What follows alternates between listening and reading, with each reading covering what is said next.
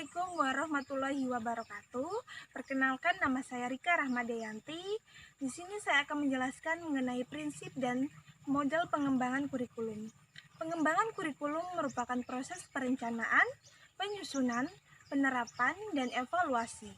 Kegiatan ini dilakukan agar kurikulum dapat menjadi bahan ajar, acuan yang digunakan untuk mencapai tujuan pendidikan nasional.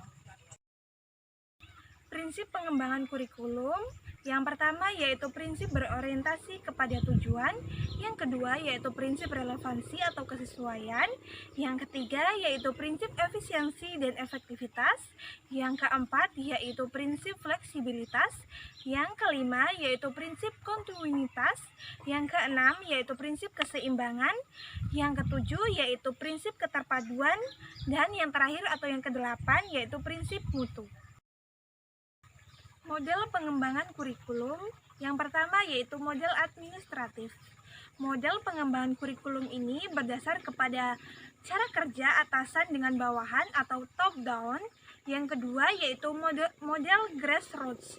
Model pengembangan kurikulum berdasarkan cara kerja dari bawah ke atas ataupun bottom up. Yang ketiga yaitu model BCOM, yaitu model pengembangan kurikulum tahap pembuatan keputusan.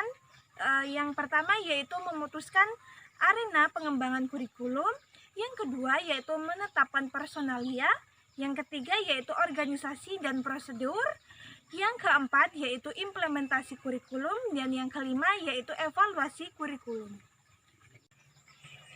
Yang keempat yaitu model arah terbalik tabah.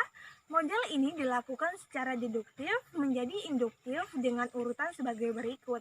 Yang pertama yaitu mengadakan unit eksperimen, yang kedua menguji unit eksperimen tersebut, yang ketiga melakukan revisi dan konsolidasi, yang keempat pengembangan keseluruhan kerangka kurikulum, dan yang kelima yaitu implementasi dan diseminasi. Selanjutnya yaitu yang kelima model Rogers. 4 langkah pengembangan kurikulum. Yang pertama yaitu pemilihan satu sistem pendidikan, yang kedua yaitu pengalaman kelompok yang intensif, yang ketiga yaitu pengembangan pengalaman kelompok, dan yang terakhir yang keempat yaitu libatkan orang tua dalam pengembangan kurikulum tersebut. Selanjutnya yaitu model demonstrasi. Pengembangan kurikulum datang dari bawah, misalnya guru atau sekelompok guru bekerja dengan para ahli dalam pengembangan kurikulum. Yang ketujuh yaitu model The Systemic Action Research Model. Pengembangan kurikulum didasarkan kepada asumsi bahwa perkembangan kurikulum merupakan perubahan sosial. Yang kedelapan atau yang terakhir yaitu model Emerging Technical Models. Perkembangan kurikulum di bidang teknologi dan ilmu pengetahuan serta nilai efisiensi dan efektivitas dalam berbisnis. Selanjutnya mengenai tematik. Tematik adalah pokok isi suatu bahasan, materi terkait suatu masalah dan kebutuhan lokal yang akan dijadikan tema ataupun judul dalam proses pembelajaran. Pembelajaran tematik adalah pembelajaran terpadu menggunakan tema, mengaitkan beberapa mata pelajaran serta memberikan pengalaman kepada siswa. Prinsip dan karakteristik pembelajaran tematik. Yang pertama yaitu terintegrasi dengan lingkungan, yang kedua tema sebagai pemersatu, yang ketiga yaitu menggunakan prinsip belajar, yang keempat yaitu menggunakan konsep, yang kelima yaitu sebagai pemisah dan pembeda, yang keenam yaitu pembelajaran berkembang, yang ketujuh yaitu fleksibel, yang kedelapan yaitu variasi model pembelajaran. Selanjutnya yaitu tujuan pembelajaran tematik. Yang pertama yaitu meningkatkan pemahaman konsep, yang kedua yaitu mengembangkan keterampilan, yang ketiga menumbuh kembangkan sikap, kebiasaan, dan nilai-nilai luhur, yang keempat yaitu menumbuh kembangkan keterampilan sosial, yang kelima yaitu meningkatkan gairah belajar siswa, yang keenam yaitu memilih kegiatan sesuai dengan minat dan kebutuhan. Selanjutnya yaitu mengenai manfaat pembelajaran tematik. Yang pertama yaitu meningkatkan pemahaman kepada peserta didik.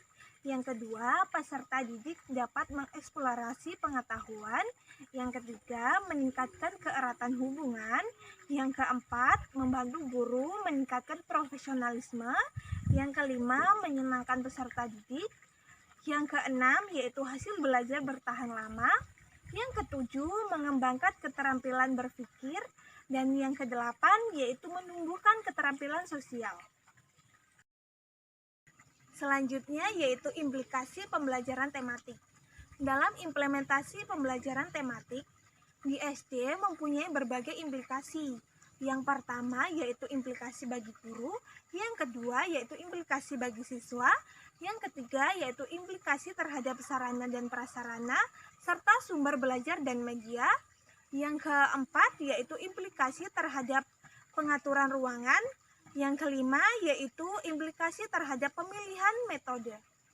Prosedur pelaksanaan pembelajaran tematik didasarkan kepada 3 tahap yang harus dilalui agar penerapan pembelajaran tematik dapat berlangsung secara lancar. Yang pertama yaitu tahap perencanaan, yang kedua yaitu tahap pelaksanaan, dan yang ketiga yaitu tahap penilaian ataupun evaluasi. Baiklah, itulah penyampaian materi dari saya. Saya akhiri, wassalamualaikum warahmatullahi wabarakatuh.